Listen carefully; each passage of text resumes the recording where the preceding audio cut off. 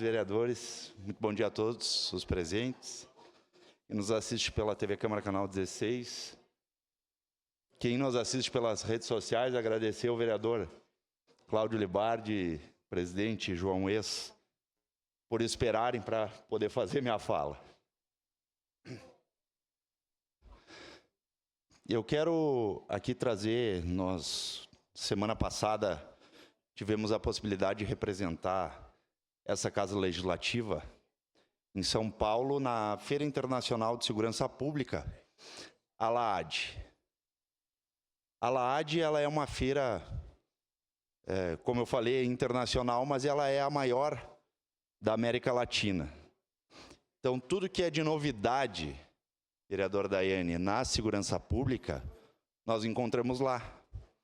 Inclusive, tinha diversos agentes de segurança pública, Polícia Militar, da própria Brigada Militar, Polícia Civil, PRF, enfim, todos os órgãos inimagináveis em termos de segurança pública estavam lá presentes. Diversas novidades, inclusive nós fomos lá e buscamos, e justamente estamos fazendo essa fala hoje para trazer. Obviamente tem diversos tipos de viatura, diversos tipos de armamento, diversos tipos de tecnologias que são importantes. Inclusive, tive a possibilidade de visitar a Polícia Civil do Estado de São Paulo. Lá fui muito recebido pelo amigo Alfredo, policial civil, bem como a Guarda Civil Metropolitana do Estado de São Paulo, onde que a gente fala, claro, São Paulo é uma cidade com mais de 12 milhões de habitantes, e onde que a gente fala que a Guarda Civil Metropolitana tem mais de 8.000 homens. 8.000 homens. Então, lá eles têm um investimento muito grande em segurança pública. O prefeito Ricardo Nunes está fazendo um investimento inigualável em segurança pública.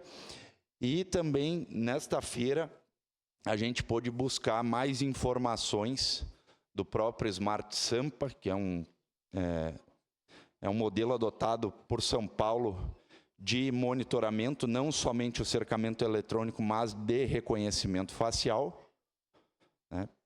E também nós podemos trazer a novidade, né, que é novidade ainda para Caxias, mas no estado do Rio Grande do Sul já tem alguns municípios que têm, que é um totem de cercamento eletrônico.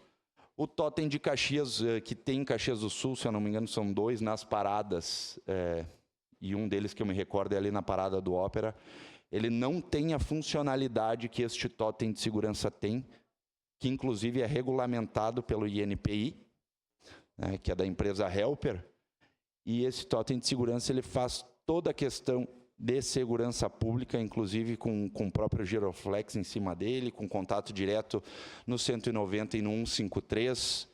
E também tem um totem que é de extrema importância, vereador Cláudio Libardi, que é de defesa civil, que monitora o enchimento das barragens, monitora questão climática, monitora, enfim, diversas questões das adversidades climáticas que ocorrem em nosso país, obviamente em nosso estado, né? Porque a gente sabe que a gente passou pelas enchentes de 2024. Urge nós trazermos para Caxias do Sul, o vereador Tenente Cristiano, o totem de defesa civil. É de extrema importância e relevância trazer não só para o Rio Grande do Sul, que, como eu já falei, tem alguns municípios, mas para Caxias do Sul.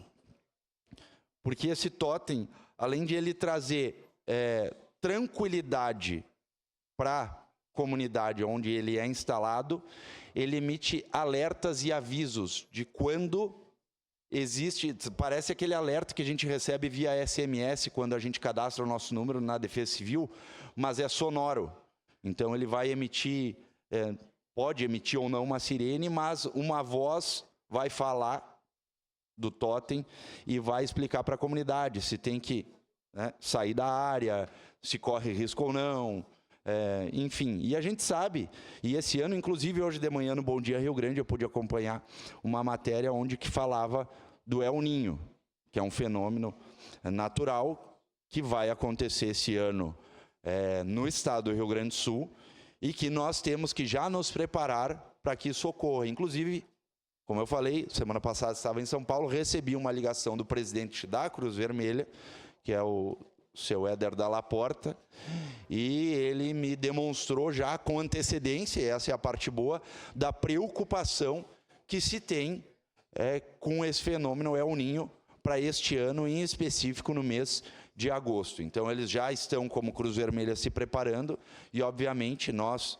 aqui representando a Frente Parlamentar de Proteção e Defesa Civil, nós queremos também nos antecipar, reunir os órgãos de segurança e os órgãos competentes para este fim, para que a gente consiga nos precaver, fazer essa prevenção, né, Tenente Cristiano, como fala bastante nos bombeiros militares, para que a gente faça essa prevenção justamente para que a gente consiga mitigar e, de uma maneira ou outra, digamos assim, reduzir ao máximo os danos, não somente material, mas como da perda das próprias vidas. Sua parte, vereador Cláudio Libardi. Primeiro, lhe parabenizar pelo tema. O senhor sabe que na última semana a gente teve um debate sobre isso e eu fico muito feliz em ver a posição do senhor firme ao lado da ciência, porque nós temos uma alteração dos corredores de umidade que é inegável. O senhor sabe, eu sei, o vereador Cristiano sabe, e não é uma questão de esquerda ou direita, é uma questão de que está se apresentando uma realidade que é trágica. As zonas de bloqueio atmosférico que anteriormente estavam no sul do Rio de Janeiro, e a gente verificava tragédias em Paraty, verificava tragédias no Guarujá, hoje essa zona tem descido para o sul em razão do aquecimento do oceano, está parada nas proximidades da saída do Mampituba, e o corredor amazônico anteriormente, que descia muito próximo do fim do Sudeste, está descendo no Rio Grande do Sul. Então, o que vai acontecer, vereador Bortola? Vai acontecer que a precipitação aumenta significativamente e nós vamos ter cada vez mais tragédias. A gente não tem como mitigar a tragédia com política ambiental no Rio Grande do Sul exclusivamente. Ela é uma política ambiental que tem que ser construída de forma internacional. As pessoas derrubam uma parcela da Amazônia da Colômbia, chove no Rio Grande do Sul. Esse é o reflexo. Porque quanto mais a floresta fica ao norte, mais distante fica o corredor e ele fica cada vez mais próximo das zonas de precipitação do Nordeste do Rio Grande do Sul. Ele é um tema, se não é o tema mais importante, vereador Alexandre, é um dos temas mais importantes para nós tratarmos, porque a tragédia está escancarada. O Nordeste do Rio Grande do Sul, infelizmente, é o local que mais está em risco. E mais do que isso, a prova maior é que, por exemplo, no Rio Grande do Sul, nas chuvas de 2024, as cidades que mais tiveram aumento de temperatura no Brasil foram as cidades mais atingidas. Por quê? Porque aumenta a precipitação, tchê. É óbvio que aumenta a precipitação. Então, não tem direta relação exclusiva com a supressão de árvores no Rio Grande do Sul. Isso é uma consequência de todo o hemisfério sul que, infelizmente, nós fazemos parte e somos os mais atingidos. Parabéns de forma profunda pelo tema. Obrigado, vereador Cláudio. E é bem o que o senhor falou. Essa preocupação não é só do senhor, não é só minha, não é dessa Casa Legislativa. E não tem lado, ela é de todos nós.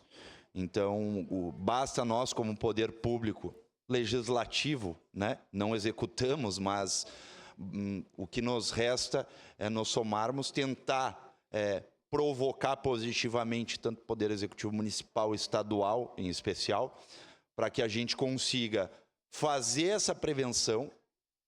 Às vezes a gente sabe que precisa ser feita uma intervenção muito maior, né? Não é uma simples intervenção, mas como já se avizinha daqui a alguns meses, muito provavelmente novamente o El Niño, então temos que nos preparar e fazer essa prevenção e dar todo o suporte necessário aos órgãos que atuam diretamente, dioturnamente, para que seja salvo vidas e todos esses bens materiais. Então, somente fazer esse feedback, esse relato, presidente, pela nossa representação lá no estado de São Paulo, e conhecendo esses órgãos de segurança e essa Feira Internacional de Segurança Pública, que a gente vai, volta e meia, estamos lá para acompanhar, justamente para trazer novidades para a nossa cidade, para o nosso estado. Seria isso, presidente. Muito obrigado.